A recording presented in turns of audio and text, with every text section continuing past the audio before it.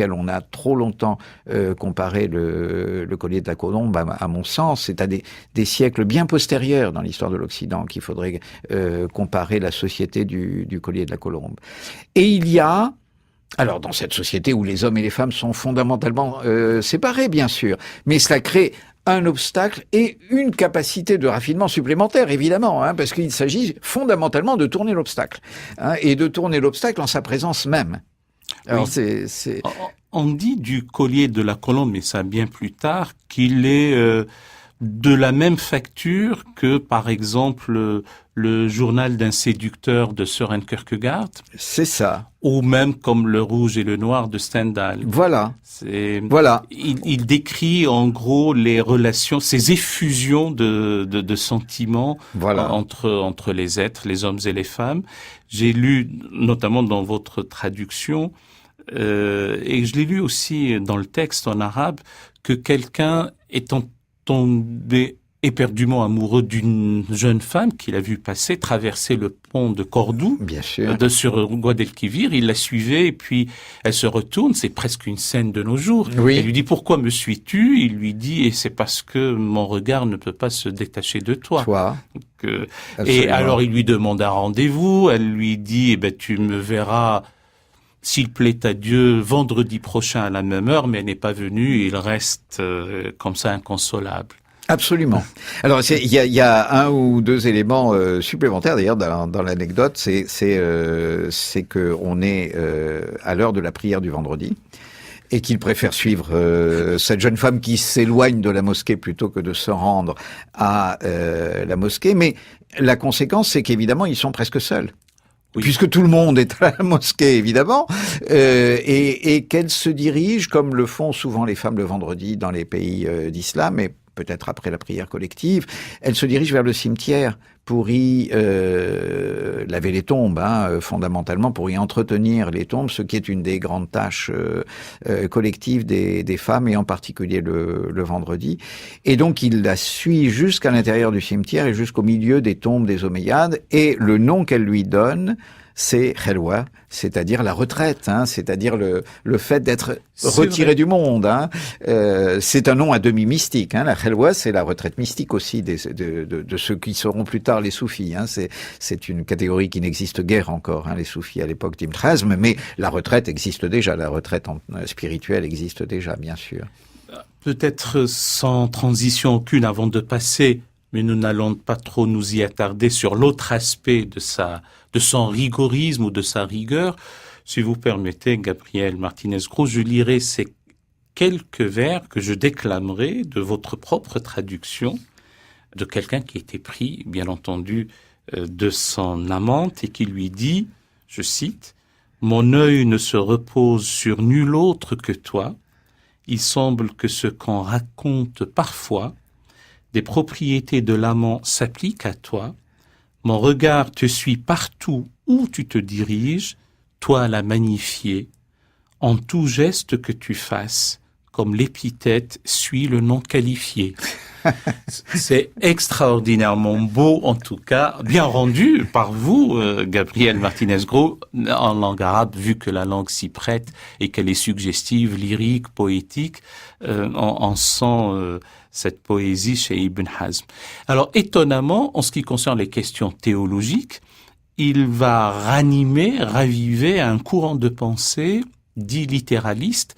Enfin, en toute rigueur, c'est le sens obvi qu'on donne aux textes prescriptifs, aux normatifs, du reste qui ne sont pas nombreux, mais qui se trouvent être dans la révélation coranique. Alors, pourquoi a-t-il agi de la sorte? Pourquoi a-t-il choisi ou a-t-il voulu corroborer ou consolider ce courant de pensée?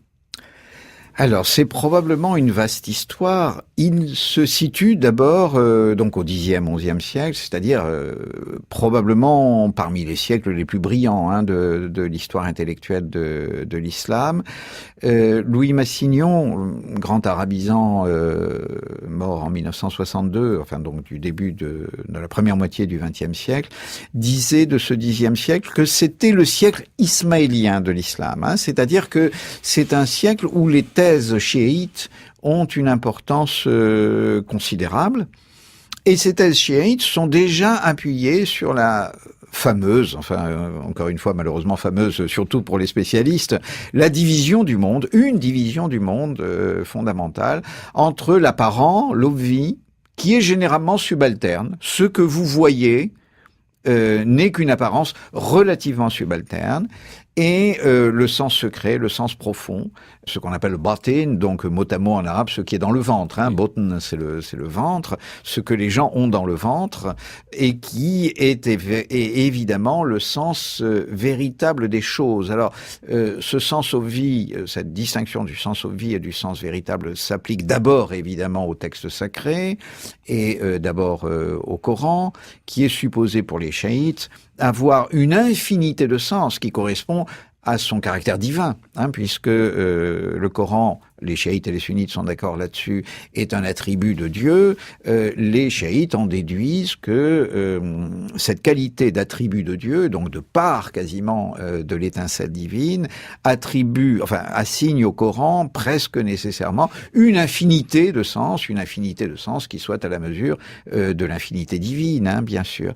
Et donc, parmi ces sens, qui sont tous secrets au-delà du sens apparent, que le prophète a révélé, c'est à l'imam chiite, descendant du prophète par Ali et par Al-Hussein, qu'il convient de choisir. Voilà, c'est dans ce contexte qu'il faut comprendre le choix d'Ibn Hazm en faveur du sens obvi, qui est évidemment tout à fait un choix anti-chiite. Il faut le dire très très clairement. Ibn Hazm est presque un militant, on pourrait dire, un militant intellectuel, j'entends, d'une part de la Renaissance omeyyade et d'autre part de l'anti-chiisme, d'un sunnisme particulièrement rigoureux, mais d'un sunnisme rigoureux et intellectuellement très solidement fondé, alors que peut-être dans des siècles postérieurs, le sunnisme se contentera de réaffirmer, sans qu'il soit possible de les contester ni de les discuter, les vérités du dogme. Ibn Hazm vit à une époque trop intellectuellement pénétré de discussions théologiques pour se permettre, et d'ailleurs ça ne l'aurait pas intéressé, cette forme de bilakaïf, comme on dit quelquefois, ne demande pas pourquoi, ne te demande pas pourquoi, crois et il suffit. Donc le zaïrisme, c'est ça, c'est un anti-batinisme, c'est-à-dire une hostilité à cette vision chiite du sens secret et de la prééminence du sens secret sur le sens obvi. Si on en revient au collier de la colombe, c'est une illustration aussi, du zaïrisme. Parce que qu'est-ce que c'est que l'amour? C'est le fameux sens secret des choses. Ibn Hazm vous dit, quelque part dans une anecdote du 20e chapitre, si je ne me trompe pas, probablement la plus longue des anecdotes du collier de la colombe, où il tombe amoureux d'une jeune esclave. Il explique comment, à 14 ans, il est tombé amoureux d'une jeune esclave de la maisonnée, de la grande maisonnée des Banu Hazm, qui avait probablement 1 ou 2 ans de plus que lui. Et il dit, il se souvient d'une scène au jardin, et il dit, pour finir la magnifique description de cette scène au jardin où elle chante un poème de bagdadien d'ailleurs, il dit de ma vie jusqu'à mon lit de mort, jamais je n'oublierai ce moment. Et c'est ça le batin, ce que vous avez dans le ventre. Mais la guerre civile éclate. Mais la maison est éventrée, mais la jeune esclave est exilée parce que on ne peut plus la nourrir et qu'on l'envoie à la campagne. Mais Ibn Hazm revient quelques années plus tard à Cordoue et la revoit, et il ne la reconnaît même pas. Ce n'est pas seulement qu'il ne soit plus amoureux, c'est que, dit-il, je ne l'ai même pas reconnu. L'amour a totalement disparu. C'était donc une forme d'illusion. Et le dahir, c'est-à-dire l'obvi, et finalement la vérité qui s'impose au détriment de la vérité apparemment tellement plus séduisante de l'amour, et qui n'est qu'un éphémère. Et cette obvi, c'est tout simplement le moment où, poussé dehors par la guerre civile, Ibn Hazm cesse d'appartenir à la communauté familiale pour entrer dans une autre communauté qui, à ses yeux, est nettement plus importante et solide qui est finalement la communauté des hommes. Alors, j'allais dire des hommes de religion, mais on y voit un clergé, mais c'est pas tout à fait ça. Des clercs, des hommes dont la réflexion, et en particulier évidemment la réflexion religieuse, mais pas seulement, dont la réflexion intellectuelle est la raison de vivre.